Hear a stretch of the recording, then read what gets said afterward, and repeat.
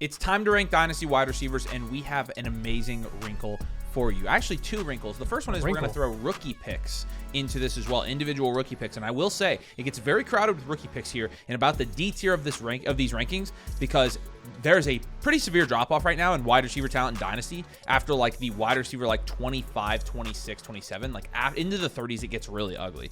The second thing that we have here is we are going to analyze Nathan and I's rankings and our overall domain rank, but we're also going to throw in something that we're going to tentatively call the 3-factor rank. But it's not the official name, and it's a prototype of the 3-factor rank. But basically, what the 3-factor rank is it takes 3 different factors of a Dynasty player. So basically, production, insulation, and situational factors. It ranks them in those. There's a ton of inputs, mathematical inputs that go into those, and then it ranks the wide receivers accordingly. So we basically created a model to rank wide receivers, or rank all players in Dynasty rather, based on inputs that people perceive for different types of rankings. So again, their situation, their quarterback, what their contract is, their production, how much they've scored, their history of production, etc. It's basically a model for ranking Dynasty players to kind of show us where our holes are in our process and in our thought processes. We're ranking guys as well. And so it's not done yet. It's not going to be called the 3-factor rank, but that's what it is because we're using 3 factors.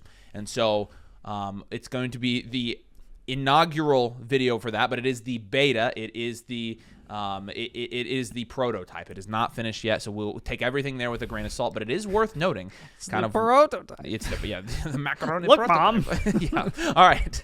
Let's start with the S tier, and a lot of people are here for the S tier, and there's some discussion to be had here in the S tier. To be honest with you, Nate and I have JSN as our wide receiver 1, both of us. Oh, the experts on the site have him as the wide receiver 3. And the 3 factors has him as the wide receiver 2. We have Jamar Chase as our wide receiver 2. 3 factors has him as 1. And so mathematically, we're agreeing there with the model in the sense that we think that these are the top 2 wide receivers in Dynasty Fantasy Football at the moment. And when you're looking at this from a couple different angles, I think it checks out. From a production standpoint, JSN has been the most productive wide receiver in the NFL this year. Okay, so when you're looking at him and what he's been able to do this year, 21.8 points per game for JSN. He is the wide receiver 1. He is averaging 114 yards per game right now. I mean, the dude simply looks like maybe the best wide receiver in the NFL right now. I don't know. I don't think there's been a wide receiver that's looked better than JSN. I'd probably say definitively there's not been a wide receiver that's looked better than JSN, and he has not turned 24 years old yet. Yeah, and the reason that we're giving him the nod over Chase, I think, right now is because we are seeing consistency from JSN at a level that we've never seen from Jamar Chase on a game-to-game basis this season. This is not with Jamar Chase. This is nothing against him, but like you'll have 50-point games from Chase, and then you'll have like last week 6-point games from him, and that's kind of just what you get from Chase a couple times a year, and that can really cost you. And JSN, he's just so steady. I mean, he's always there, anywhere from like 18 to 20 points, and then he can have a 35, 40-point game. So, but Chase is in the same tier here. Yeah. And so my question to you is, did you consider at all keeping these top 2 guys in their own tier? And I did. Yeah. Can we do that? Mm-hmm. All right. Well, you move the tiers down for me. Yeah. So actually, we're going to do JSN and Jamar Chase in their own tier here. Jamar Chase, in terms of how he's done this season, he's averaged not as many, 19.3 points per game, but again in a very bad situation, a much worse. Jamar Chase with Sam Darnold right now in the Seahawks offense would be averaging probably 23 points per game, to be honest with you. And so Chase does still have that game-breaking upside. The combination of the game-breaking upside, the situation, he's about to turn 26 years old, but he deserves to be in this tier as well with JSN. And in our opinion, those are the top 2 wide receivers going off the board in every draft right now, as they should be. And then we get into the A tier, and I'll cover the A tier as well since it's a baby tier. CeeDee Lamb, look, CD hasn't been as productive this year, and what you've seen is George Pickens come into that offense and cap his ceiling a little bit this year, not to mention he has been injured a little bit. One thing that's worth noting is 3 factors actually have him as the wide receiver 7, which I don't disagree with necessarily because, we're splitting hairs at this point because there's a big tier here that goes almost to 7. And with CeeDee Lamb, he has missed some time with injury. The situation has not been rock solid there because Dak has also missed time with injury. And this year, like from a points per game standpoint right now, I mean, CeeDee Lamb is averaging 15.4 points per game on the season. He's the wide receiver 34, and he's just not putting up the numbers that the other elite wide receivers are right now. But we still do think he belongs here, and so that's why we're going to keep him here. Now, Justin Jefferson, this one is a good conversation to have because Jefferson, I mean, I mean, the elephant in the room is that JJ McCarthy is not going to be able to support him as an elite fantasy wide receiver. And this year, in that situation where we thought Justin Jefferson was actually quarterback proof, JJ McCarthy's proved us wrong. 14.3 points per game in that situation for Justin Jefferson, who's now 26.5. He's going to be 27 by the time we record this video next year, which, again, who cares? Don't care about his age at all. But, still, from getting all the work there he can, he's just lost some, production efficiency. And I think it's worth noting that if they do roll with J.J. McCarthy into next year, Justin Jefferson, we're ranking these guys in terms of their 2 to 3 year outlooks. Justin Jefferson probably should remain in the A tier here because of the talent. He's the best wide receiver in the NFL, in my opinion. I think JSN's played much better than him, but I think JSN is in a better situation, and that has been part of it. In terms of talent, I think Justin Jefferson is the most talented wide receiver in the entire NFL. And so, yes, I think if you are a contender the next year or two, I think you're probably preferring a Puka Nacua, an Amon-Ra, a Chase, or a JSN, maybe even a CeeDee Lamb over Jefferson, because you don't know what the situation is going to be like there for Jefferson next year. But it's also very possible that Jefferson just produces. Like, he can still do that. Right. Even in a terrible situation, this guy's so good he could produce. And so, we're not moving him down in our rankings at all. Yeah, maybe it's team build dependent on, we've told contenders this year, hey, go just pivot off of JJ for one of the other guys in this tier. But he still should be here. Now, Puka Nacua, you could make the argument that Puka Nacua could be in the S tier as well. Puka is younger than everybody in this tier besides JSN. Him and JSN are the youngest guys up here at the top. And Puka Nacua is also averaging 21.5 points per game. He's averaging almost the same amount of points per game as JSN. The drawback that we have with Puka Nacua, and the reason I won't personally place him in the S tier, is, and this is splitting hairs between the S and the A tier, but I do think that you have to at least keep in the back of your risk. I think you have to at least keep in the back of your mind two things. Puka carries significant injury risk, and he's showcased that in his NFL career and in his college career. And the second, and this could happen at any time, the second that Stafford does retire, even though I'm not going to predict he retires, if that were to happen, he is much less insulated than the guys up here. Because when Stafford retires, he is going to be valued in Dynasty in the B tier or lower. I promise you. The market and he might become a buy. The market will freak and drop him. But you have to consider his value insulation when you're ranking him up here. And Puka just doesn't have the insulation as the other guys because his value is so propped up by Matt Stafford and his ability to force feed Puka. They're a match made in heaven in that offense. And if you lose Stafford at any point, I don't think Stafford retires, but if he did, we do have to consider the lack of value insulation there, and Puka would drop below a lot of these guys here. And then Amon-Ra St. Brown, who has had a very solid year, and he's just consistent as frick, man. 18.8 points per game this year. He's kind of producing with the, Drake Londons and Rashee Rices of the world. The reason that we have him in this tier instead of those guys and without these guys is because situationally, Amon-Ra St. Brown is locked into a very good situation in Detroit. Much better than London, who has quarterback questions, who from an individual talent perspective, and if he had a quarterback, I would rank London higher than Rashee Rice because we've just seen such a limited sample size still with Rashee Rice, and we want to see a little bit more of a season-long sample size before we put those guys in this tier. So Amon-Ra has the consistency, and he has the locked-in long-term situation to where we're comfortable ranking him in this A tier, and again, he is scoring you almost 19 points per game right now, and so this A tier, again, full of guys that are making a huge... all of these guys in the S tier and the A tier will go in the first round in Dynasty. And to be honest with you, if somebody took Puka over JSN or Chase, I really wouldn't argue. It really should be an S1 and S2 tier probably, don't you think? We could call it that. Yep. Because honestly, we just slightly prefer Chase and JSN, but I don't blame you for wanting to take the guys in this A tier above the S1 tier or S2 tier above the S1 guys. So these are the best wide receivers in Dynasty. These are first-round picks in Dynasty. These are the guys that you should build your team around in Dynasty, point blank. Let's get into the weeds. So we're going to start the A tier with Drake London here. Drake London actually, according to the 3 Factors rankings, is a wide receiver 3. So he honestly, that's kind of indicative of him potentially continuing to be a value. The reason that we don't have him, honestly, in the S2 tier with Puka and Amon-Ra, Jefferson, etc., is because that situation is a little bit of a step down. I think you do have a lot of questions with Michael Penix. He just suffered his 3rd ACL injury in the last 6-7 years. And now, maybe Kirk Cousins might be the starting quarterback at the beginning of next season because this is a pretty late ACL injury for Michael Penix. His recovery timetable is going to be in question. Like him starting 2026 is going to be in doubt. That report has already come out. So with that, the quarterback situation being kind of in limbo, with Bijan Robinson, again, producing at such an elite level consistently, you just have a decent amount of mouths to feed there. And we might see a regime change this offseason as well. I don't know if Raheem Morris is going to be the head coach. That could help Drake London. That could help that offense long term. But you never know with a team that's going through a ton of change consistently, if it's going to get worse, if it's going to get better. That being said, I don't think much of this should really take away from Drake London and what he is as a talent and what he's been doing for the last 2 seasons, despite kind of a tumultuous situation. He has been a little more up and down this season. I'll give you that. His upside is unreal. I mean, he's had 31-point games, 38-point games, plenty of 25-plus point games, so lower end double digits, but he's had a couple of single digit games and he's missed some time with injury. He's had multiple injuries this season. He's been dealing with a shoulder injury that he almost missed time at the beginning of the year. That kind of, I think, made him a little less of an impact in the first quarter of the year, and then he missed a game in Week 8 against Miami, and now he's got that PCL sprain. So that's a little bit of a slight knock as well. You're just a little bit concerned about the health there, and that kind of being tough for him this season. But again, like I really just... We've thought that Drake London has been a great target for quite a while at this point, and he's maintained and he's done plenty to maintain. He's looking like one of the alpha premium wide receivers in the NFL.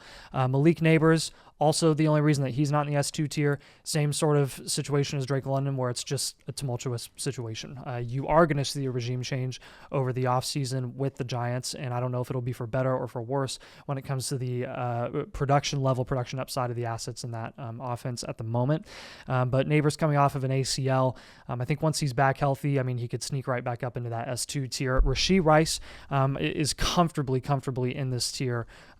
Super pumped to see him do what he's been doing since he came back from that injury. I mean, just as we expected, all reports coming out that he was going to be a go to start the season. He was fully healthy, doing like contract drills and everything in training camp off that, what was it, a PCL tear or LCL tear or something. Yep. And he got suspended. So then you got an extended window to buy Rashee Rice low.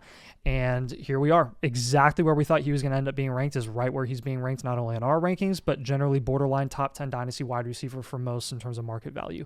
I don't expect this to be going away. He's incredibly young. He's going to be the Chiefs' number 1 wide receiver, tied to Patrick Mahomes for the rest of his career. Like they will pay him. He is vital to the success of their offense. Emeka Egbuka has been probably the biggest riser when you're talking about like young up and comers. He just exploded onto the scene to start the season. And yeah, a lot of that was due to touchdowns.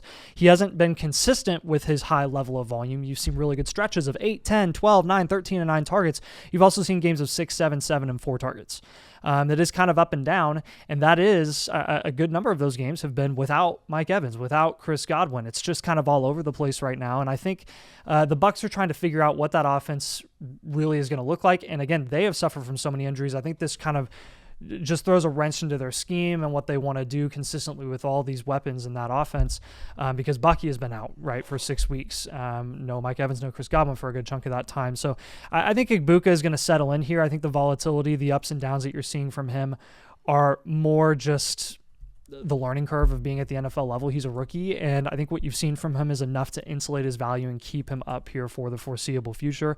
I don't expect this level of production, this floor of production, honestly, really to go away. Maybe with the skill set that he has and the red zone usage that he gets, you might have week-to-week boom-bust potential to a greater degree than you have with like the high target volume, consistent guys like London and Neighbors and Rice in this tier. That's kind of why we have him at the bottom of the tier. But again, if you want to have him at the top, we're totally okay with it. He's been one of the most impressive breakout rookie wide receivers that we've seen in a while. All right, so before we start the B tier here, I did want to say, yeah, we do plan to make the 3 factors, whatever they're going to be called, ranks available to you eventually. We're still finalizing the algorithms on trying to fine-tune them, but stay tuned for that. I know a lot of you giving you some sneak peeks. Yeah, we're just giving some sneaky peekies. The other thing is we do have 2 bomb Black Friday deals going on right now that we only run this one twice a year, around the draft and in Black Friday. And that's actually for any new member that joins the site, becomes a member with code DOMAIN, the Angel Motherflocker. You actually get 2 free team blueprints right now. We won't ever offer BOGO for LO cards again. We only offer it for the new members like twice a year for a total of like 7 days. And so if you would like to get the 2 free blueprints when you join, again, I've got the link posted below. You can see it. All you have to do is create a free account with code DOMAIN. And then if you sign up for the annual Motherflocker subscription with our code, you're going to unlock those 2 free team reviews from Nathan Knight instead of just 1 team review. Plus, if you buy any blueprint right now, we are upgrading you for free. We're going to send you a freebie as well. So you get to choose between us sending you a swag box, us giving you a live league ticket so you can get in a domain league once we start doing those in January as startup, or you can upgrade your blueprint to infinite for free. Of course, anybody who joins and gets the 2 free blueprints, one of those will be infinite as well. And so check out the Black Friday deals. We've got them down below. It's the best time of the year to join Domain because we are giving you 2 free team blueprints. So check it out at flockfantasy.com/domain. Let's go to the B tier here, and let's start with Roman Odunze. I wish, and what I hoped was Roman Odunze would be in the A tier here right now as I'm recording this video. And the fact of the matter is that the grim reality of it is he's not. And the reason he's not is because he's just been kind of wildly inconsistent. Obviously, the first 4 games of the season, you were looking pretty good, but let's look at week 6 and beyond for Roman Odunze. 5, 18, 0, 20, and 6. I mean, he had 0 points in a 100-point game combined against Cincinnati, where he played 100% of the snaps. Wasn't off the field, and he had 0 points. How does that happen? And so his floor is lower than what we would like to see. He's the wide receiver 20 this year. And DJ Moore, I mean, what's funny is we were right that DJ Moore has taken a ginormous step back this year. But what's crazy is somehow they've managed to do that without Roman Odunze taking a step up. And part of it is because I think the offensive situation is so good there that you have guys like Olamide Zaccheaus. Roman Odunze has taken a step up from what he did last season, for sure. Okay, yes. Okay, yeah, I mean, not to the point where we expected. We expected him to probably be like a low-end wide receiver 1 and a high-end wide receiver 2, and he's not been that. He's a mid to low-end wide receiver 2 at this point. And so it's just odd. Because Romo Odunze, I think, he at times he's looked really talented this year. I think the main thing here is, the most receptions he's had in a game this year is 7, but you've had games with 3, 4, 2, 2, and 2 receptions, even when he's had high target volume. And so when you've got a guy like that the floor is just, low. It's essentially Igbuka inconsistency to a more extreme degree. Yeah, I tend to agree with that. And by the way, we would put the rookie pick 101 ahead of Romo Odunze. So rookie pick 101, we would take over all these guys at this point, and that's going to be probably Jeremiah Love at that point. Or it might be Jordan Tyson, who knows. Then you've got Ted McMillan, and the more I kind of look and think about this, the situation, I guess, situational nod goes to Romo Odunze, but Ted McMillan is a guy that is ranked 9th in the 3 factors algorithm. So honestly, I'm very tempted. I would say let's go ahead and I'm going to move him enough in my rankings where it's going to switch rankings anyways. I would probably rank Tet over Rome at this point. I am very, very high on Ted McMillan, like really high. This dude, I mean, he looks he's everything that we thought he could be. He's really good. Yep. So the algorithm's high on him. I'm personally high on him. I think he passes the eye test. I'd probably put him at the top of this tier. In terms of the 101 versus Ted McMillan, I'd probably still take the 101. I think that's going to be more valuable. But I love Ted, and I think he's at the top of this tier. And I think he's only going to go up. I think if you see what you're going to see, I think is if Ted McMillan at the end of this season kind of goes on a little bit of a tear, he's going to be in the A tier here with Malik Neighbors. Like I think that's where he goes. And so I'm excited for that. Garrett Wilson's a guy that the algorithm is actually a lot lower on. The 3 factors score for him is actually 5 spots lower than where it is. And a lot of it, when I was looking into like where his grades were that were actually dinging him, his situational score is the 23rd in the league among those guys, and so like it's just not great. He ranks 23rd in situation, and his production score is good. His installation score is not great though, and part of that is because of the situation. Like it kind of bleeds into each other, and so with Wilson, we are still he's so talented that we can't move him down. Ladd McConkey, if he stayed the course of Ladd McConkey, he actually really paid off. Even though he's had a lot of bust games this year where he's, including his last game where he landed 4 points. He's had 4 points, 9 points, 2 points, 8 points, 9 points in a game this year. But he's still the wide receiver 15. He's a high-end wide receiver 2. I think that's what Ladd is. I mean, last year he was the wide receiver 13. This year he's the wide receiver 15. Okay, I think we know what he is. And so ranking him here, where he would technically be the wide receiver 14, I mean, yeah, that's the difference between 15 and 13 is the right midpoint is 14. So like that kind of makes sense, right? I think this is just what he is. He's a high-end wide receiver 2. Look, if you're buying into Ladd at high-end wide receiver 2 prices, cool. I'm not. We're not going to go as far in the future as elevating Ladd to this wide receiver 1 with wide receiver 1 prices because it's not what he is. But in his role as a wide receiver 2 like this, a high-end wide receiver 2, he is a great dynasty asset. You know what you're getting with Ladd McConkey, and that's very nice. You know what the interesting thing is after all of the surprise of QJ, Keenan, and Ladd McConkey producing at a pretty high level to start the season, you know what we've settled back to? You can't have a running back 1 and a wide receiver 1 in Greg Roman offense. Well, and part of that's because Hampton's been out, but because Hampton was playing, he was going to be probably a running back 1. Well, yeah, he would have been, but again, Ladd McConkey is still. It's still not a wide receiver 1. No, he's a wide receiver 2. I know. So, I would put the 102 in this tier as well, probably about right here. So anywhere in this tier, and then Brian Thomas Jr. A lot of people are going to be here looking for Brian Thomas Jr.'s ranking, and to be honest with you, I think Brian Thomas Jr. will end up being a good buy in Dynasty Fantasy Football when you have a guy that has a history of being a top 5 wide receiver. He had 1,200 receiving yards in his rookie year. He's not just going to fall off the face of the earth. He's still very talented. It's just a matter of how he fits with Travis Hunter. We've already moved him down. He's lower than he was. The 3 factors algo has him right where we have him ranked. And so I feel pretty good about where we have him ranked at this point. We're just going to be patient with him. We're going to put him a tier above the guys in this next tier. We'll start with the C tier, and we'll start with our boy who's going to hit. He's going to hit. He is going to hit. But you just got to wait one more year. Just to clear it out for second straight week with appendicitis. Still recovering from that this week, but that has nothing to do with his dynasty value. I just literally saw that report come out while we were recording this. But Marv at the top of the C tier here.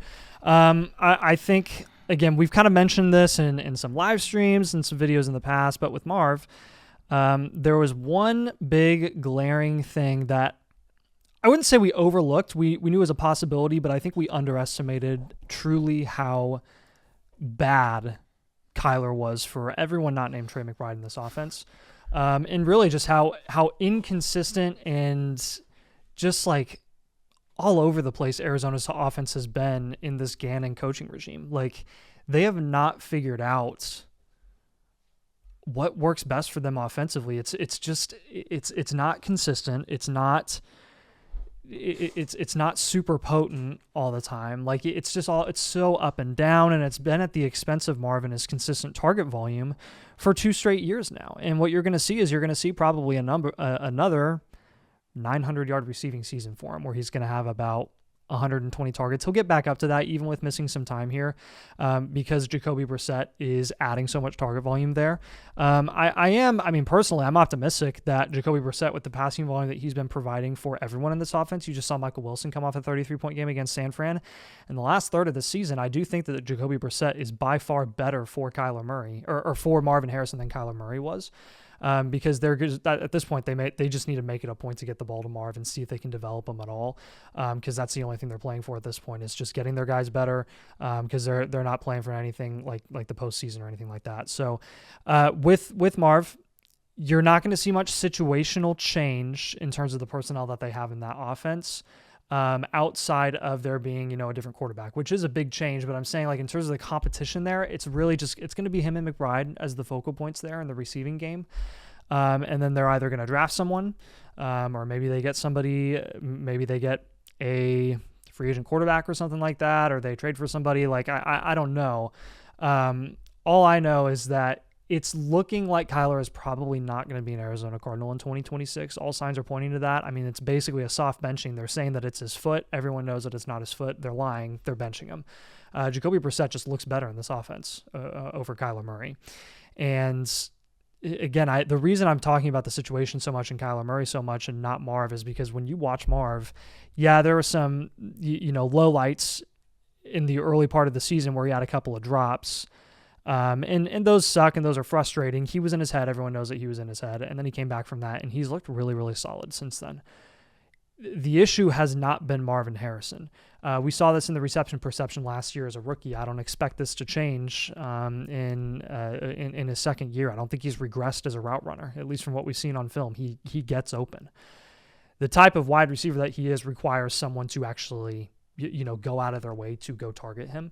And again, I will reinforce Kyler has not been doing that. So you do even the elite wide receivers, insert Garrett Wilson, they have to have competent enough quarterbacks to get them to a level where they can produce as a top 6 wide receiver. And guys like Garrett Wilson and Marv don't have that right now.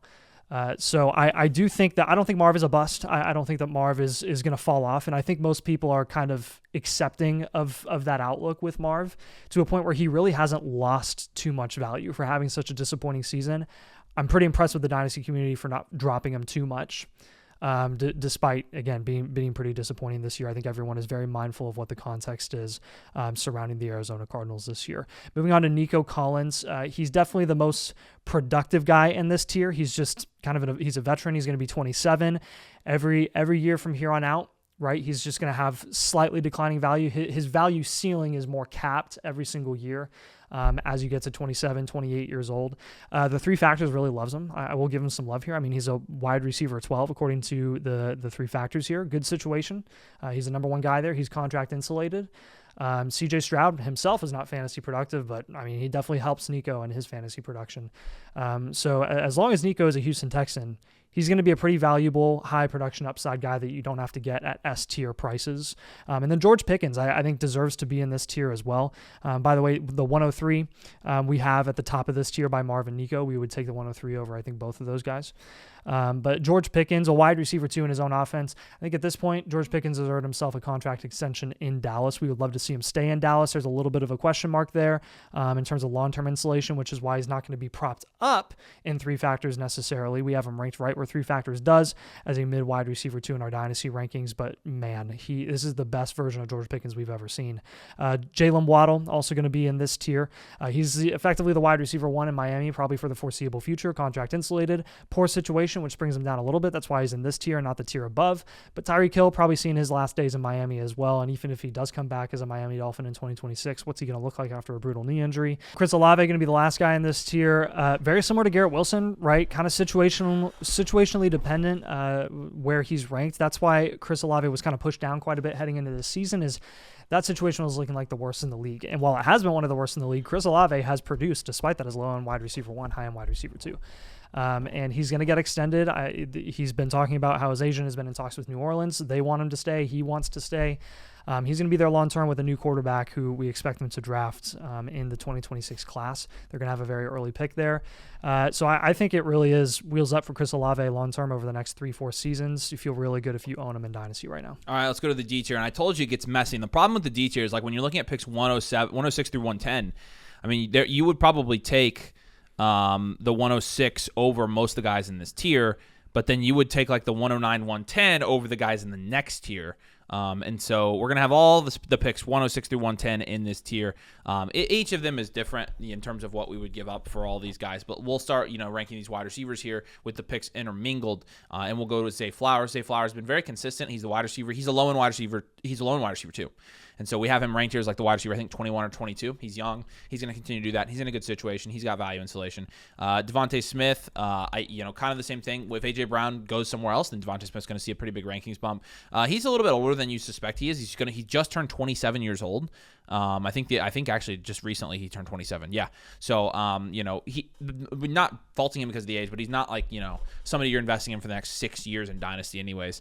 T. Higgins, honestly, you could say the same thing about T. Higgins. All these guys T. Higgins is just about to turn 27 years old. All these guys are kind of getting old now. I mean, like in terms of they were all 23 years old when we started doing this, and like now, like they're starting to get to where they're going to be in the prime / later years of their career. But Higgins continued, to be locked in Cincinnati. Jameson Williams has had a little bit of a bounce back. Look, with the amount of team investment there, he's a pretty good value in our opinion.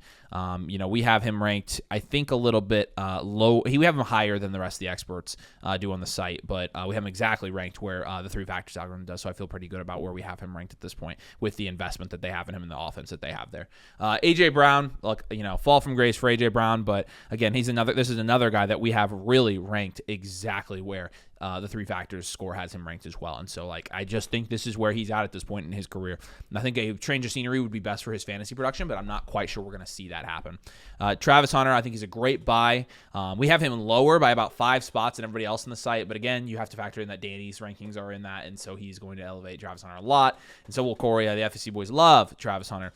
And I love Travis Hunter too, but it's not like he doesn't have questions. If he is going to be the alpha wide receiver there, he's going to have to overcome Brian Thomas Jr. being in the same offense to do that. And he's got to be a full-time wide receiver for him to actually see like a really high ceiling from a dynasty value perspective. And then Jordan Addison, who's solid. And a lot of people say, oh, Jordan Addison's so good, you guys sleep on him.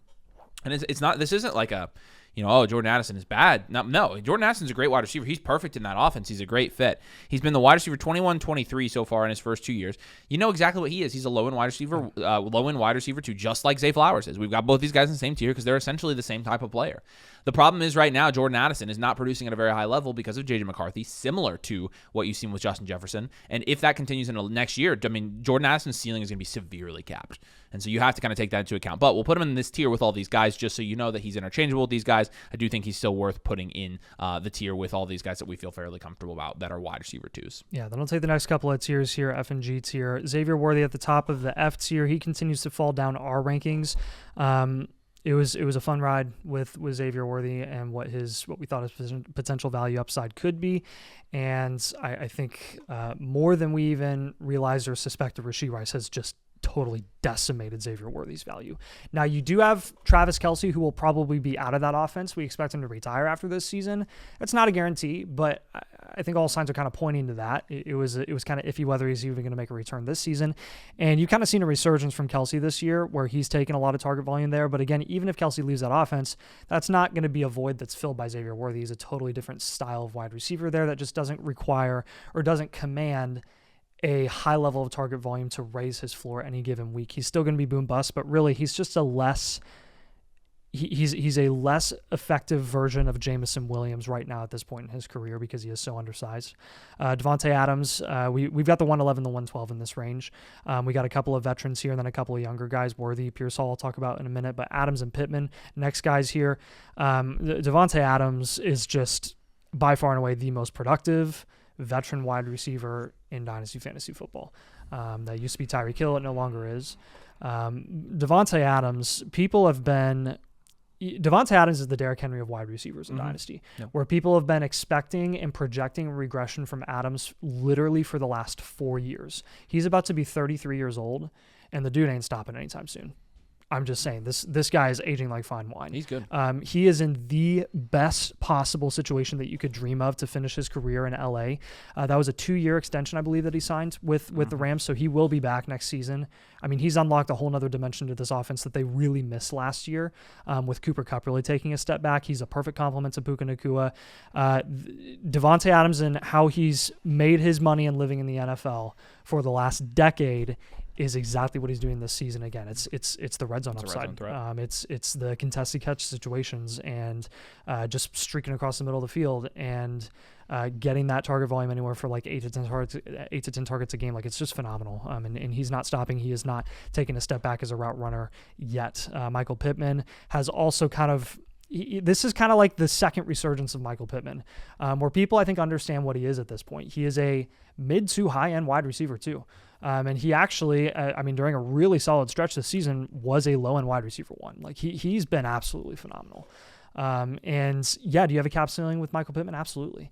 JT is on pace to score 30 touchdowns this year. Tyler Warren is, getting 8 to 10 targets a week. Alec Pierce is looking to be probably the most versatile wide receiver in that offense now. He's translated from a sole deep threat to he's getting a ton of short to intermediate work as well. He's got some yak ability. And then Josh Downs, obviously. All of these guys are just so complimentary in that offense at the wide receiver position. Michael Pittman's just reaping the benefits, and he's getting a lot of red zone work as well. I think he's comfortably in this tier, and I think he'll remain here heading into the offseason. Ricky Pearsall, probably the value upside shot of all value upside shots here in the F tier. We just don't necessarily believe in that value upside shot. We're knocking him a little bit because he's got injury history as well. 4 factors like him a little bit more than we do, but he's pretty much comfortably in this tier. And then in the G tier, we've got Matthew Golden, who's a guy that hasn't showcased anything. We knew that he was raw, knew that he wasn't going to do much this season. We'll kind of reevaluate, see what his route running metrics were in the offseason, but it's just not looking great. for Matthew Golden in that situation anytime soon. DK Metcalf, clearly $25 million doesn't matter when you are in an offense where Aaron Rodgers is 42 years old at this point. I don't know. And DK is literally just doing everything that he's been doing the last couple of years, which is just boom bust, kind of disappointing more often than not. He's a less good version of Jameson Williams. And then you got QJ in this tier, who has settled back down. We've got him both, I think, at wide receiver 33. Look, we've seen enough from QJ this season that it props up his value, and we're like, okay, this guy's legit. He could continue to make strides. I don't think he's the next Nico Collins. I think that ship has sailed, which is unfortunate because we really did see it. Like, the utilization was crazy. It just went back down. It just went back down. Doing? And yeah, I don't know what they're doing either. And again, with seeing how Ladd's usage has fluctuated so much, I'm like, this is starting to be a trend. Those wide receiver usage fluctuation weeks are just a dime a dozen right now in the Chargers offense. And then once Hampton's back, like, do they just reestablish the run and get run heavy again? I don't know.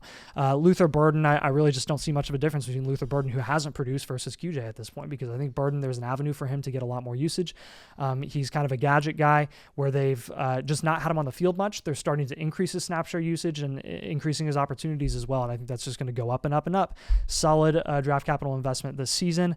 I think he has some solid value upside in this tier. All right, and then I'll take us home here. Sutton, what a fall from grace. I mean, I personally at this point, like, I have Troy Franklin ranked ahead of Courtland Sutton in Dynasty. I don't know why you wouldn't want Franklin, who's outproducing him right now and is 22 years old. And so I think Franklin is, he's also in this tier, so I'll just talk about them both. It seems like Franklin is somebody that they are very high on, and could end up working his way up here. Which there wasn't anybody in our company that was high on Troy Franklin, but I would say if there was somebody that was high on Troy Franklin this whole time, it was probably me. So so I'm glad I was in on that one. Jaden Higgins. I like what I've seen from Jaden Higgins recently, honestly. I still think Jaden Higgins has great upside here. And so, he's just an upside shot. He's averaging like 6 points I'm a big fan of Jaden Higgins this year. But he, as his snap share has gone up, he's had a couple double-digit games. But again, it's really just corresponding with when he has touchdowns. Now, he did have 9.5 points with 7 targets against Tennessee. And I like to see that. So I think Jaden Higgins is a decent shot right now in Dynasty. Terry McLaurin, don't let him fall too far down your rankings. He's probably ranked too low for most people, market value-wise right now. And he still is on a huge contract. I still think he has a year or two production left in him, and you're going to want him on your team when that happens. He'll be a buy low this offseason for sure. Khalil Shakir, more boom or bust in a situation where, Keon Coleman has kind of fallen out of the good graces of the Buffalo coaching staff at this point. But, with Shakir, he still continues to be the highest producing wide receiver there, which doesn't mean much. Already talked about Troy Franklin, Brandon Ayuk, again, coming back from injury. We'll see. This guy has not played in a year and a half. We were gonna just have to see with Ayuk if he comes back and returns to form. And then the I tier here: Debo, DJ Moore. DJ Moore's kind of fallen down. The Colts wide receivers: Alec Pierce and Josh Downs, different, but both have upside. The vet: Stephon Diggs, Keon Coleman, who again has been falling down. Chris Godwin, we couldn't not rank him, and then Jaden Reed, who we'll kind of keep wrapped up here. Honorable mention here: the guys we have, in the next tier, guys like Kayshon Boutte, guys like Romeo Doubs, guys like Wandale. Guys like Alec and then the veterans like Jacoby Myers, Mike Evans, Rasheed. I mean, all those guys are down here. We didn't want to go too far with this list, but a pretty extensive amount of research that went into these rankings. And so hopefully you enjoyed this video. Hopefully this is helpful to you. If so, drop a like on the video and make sure you're subscribed if you play Dynasty Fantasy Football, where we release 2 Dynasty videos a week. We have 2 live streams a week. This is your home for Dynasty Fantasy Football content. We live and breathe Dynasty Fantasy Football. And of course, if you also live and breathe Dynasty Fantasy Football, you should be coming and joining the community as well with our Black Friday deal, where you get 2 free blueprints instead of 1 free blueprint right now. I've got the link in the pinned comment. Take advantage before the sale ends next week. We love you guys. We appreciate you. We'll see you next week.